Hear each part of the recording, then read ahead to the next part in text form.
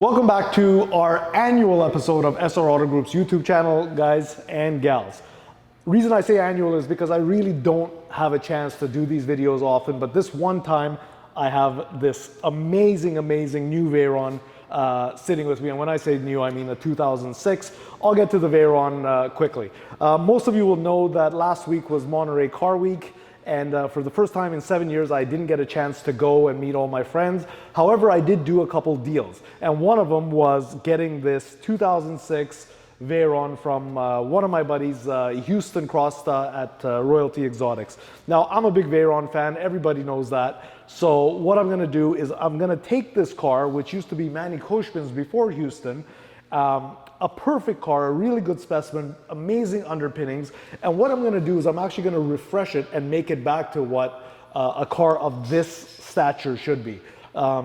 It has the engineering, it has everything, but the shape of this car has been let down by the previous owner. And when I say the previous owner, I mean Houston. So what I'm going to do is we're going to go around this car real quick. I'm going to show you all the imperfections, and in the next couple videos, I'm going to show you what we're going to do to it to make this car as special as it should be when it first came off the assembly line. So guys, some of the stuff I've been actually talking about that we're gonna start doing is little things aesthetically. This car is, again, really good. Engine, tranny, Houston's taking care of it all. He took it to O'Gara recently, so it has a recent service. But stuff like this, like I don't know why people plasti dip cars, especially cars like this. It's ridiculous. So we're gonna take that away. We're gonna put the horseshoe back to the stainless. Look at this, Kevin. One side is actually plasti dipped on this side of the headlight, and this side is still chrome. Like, who does that? Come over here. Look at this. Like, what kind of Bugatti needs straight black tinted windows? Like, it makes no sense. Look how classy this color combination is. And then you got black right in the middle there. To the back. Somebody decided it was a good idea to plasti dip these uprights. Look at this. It's unbelievable. Like, it's literally chipping from the heat. Rift exhaust, yeah, great brand, good exhaust system. But is it meant for this car? Probably not. This is more of a gentleman's car. In my opinion, it should be all original. Maybe some upgrades like the headlights and the wheels or what have you, but that's it. Coming around the back, everything's pretty normal. We did find some glue from, I don't know what they did. Maybe they wrapped this center area or what have you. I have no idea. But all this needs to be cleaned up. The Bugatti emblem's got to be redone or supplied. Come around this side. The tires are good. Again, underpinnings are great. I'm pretty sure we're going to have to get underneath the car.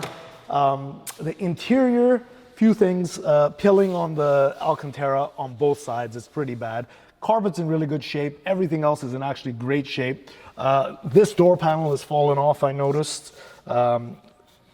Somebody tried to hot glue it to hold it on there instead of putting the urethane that Bugatti used initially. Easy fix. Wipe that off, get rid of the urethane, bring this down and glue this back together. This is going to be an easy fix, but we got to do it. Take the tint off. We got to clean up everything, get all the pieces together. Like I said, the only upgrade I will do is maybe the headlights, maybe the wheels, and at that point we'll stop. Now for this video, I'm just going to show you a couple ways to get rid of the plasti dip on the front side, take off this tint, and then we'll move on to the next video where we'll attack the interior. So guys, the first thing we're gonna do, which is driving me absolutely crazy, even when this car came off the truck, is we gotta get this horseshoe back in business. Now, a lot of people will say use heat guns to pull this off. I've actually had a really bad experience with heat guns. Not that the heat guns hurt me in any way, but what happens is when you put a heat gun on something like this that has glue on the back, the glue tends to stick, and I'm trying to be very careful not to damage the horseshoe in the back. So in this case, I'm just gonna slowly peel as best as I can until I get this whole horseshoe cleaned up. Now this is gonna take a bit of time. I'm gonna just show you the afters when it's all off, but it's really, chances are pretty good that they probably took this bumper off and redid it or sprayed it with the horseshoe off. So what I'm gonna have to do is take the bumper off, take the horseshoe off, and get all of this right off. But for now, just so I don't feel like a loser when I'm driving it, I'm gonna peel it as best as I can, But yeah, Kev, if you come look at it on this side, you can see that it rolls underneath the horseshoe into the bumper. So we're gonna have to for sure take this bumper off and redo that. On this side here though, so guys, these things actually slide out. Now, I'm not gonna be able to do it here without a tool, but this thing slides out. This is gonna be easy. I'll just peel this off. So really not a lot to do. So bumper's gonna come off over here. This is gonna be a quick peel off, and then we're gonna get to the tint. Tint, let me show you what we're gonna do. Hold on, I'll be right back. So guys, when I talk about the tint, look how dark it is, it's horrible. So what I do is I always take a razor blade, I go right to the top, and slide underneath it. Be very careful, the tint's not gonna get, sorry, the glass won't be destroyed by the razor blade. And this tint is very thick. This is actually very good quality, which is surprising from Houston. The glass, usually the glue stays on, but in this case, because it's such good quality tint, it's coming off quite easily. So before I jinx myself, yeah, this thing's coming really easily. If you do end up doing this and there's glue left on your glass, all you gotta do is use a glass cleaner with ammonia, like a Windex with ammonia D as they call it. Spray it on, let it sit on there, and then you can lightly take the blade and just scrape off the glue. But this isn't leaving anything, so we're okay.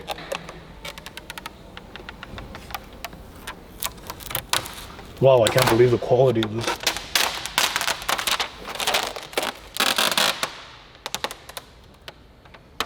I really thought we were going to be here for hours to take this tint off, but in fact, this is the easiest tint removal I've ever done.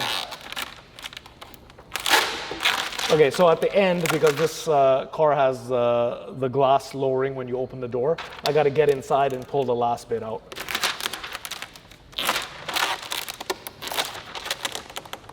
Okay.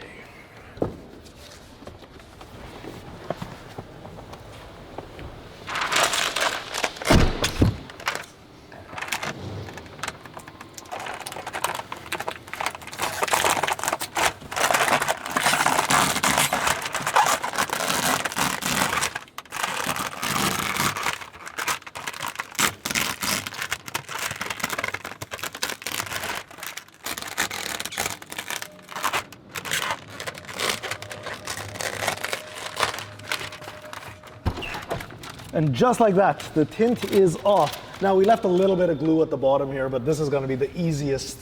Oh, actually I didn't, I thought I did. No, it actually is absolutely simple. A bit of Windex and we're back. But look how good this tint is. I might send it back to him and let him use it for his other car. Anyway, that's the thing. So guys, in the back here, luckily I have one of these so I know exactly how to take these things apart.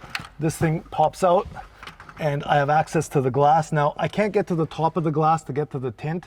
So whenever it's a situation like that, I just take the razor blade and I just literally do a twist. I don't know if you can see it. I do a twist until I get the top of the tint cut, right? And then once I got a bit of the tint cut, I can slowly start to bring it out. Now, you noticed how easy the doors were. This is gonna be absolutely impossible. I'm almost positive that this is gonna be one of the harder parts of, maybe not, I spoke too soon. So once you get it started, then you just start slowly working it around. And again, thank God it's the decent tint. So now that you've got it started, you just gotta be careful here so it doesn't break. So take extra careful attention to this corner up here. In fact, sometimes when I do this, I just wait, I leave that to the very last part and just go right around the whole window until I get that side from the back end.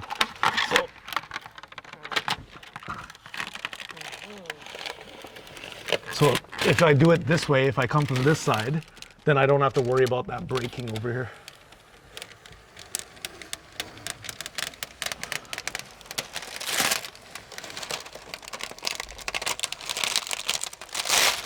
A lot less of a problem than I thought it was gonna be. Look at that. That's how it's supposed to be. Thank God it's done. Guys, we finally finished taking the tint off, so both windows back. I also noticed that the front windshield has some tint. I'll attack that tomorrow. I'm not really comfortable with taking that off yet because there's such an angle I can't get in there. So I'm just gonna leave that till tomorrow or the next day, but you'll probably see it in the next video. The front horseshoe, we took most of the, we thought it was plastic, but it was actually wrapped. So this car was wrapped around the horseshoe.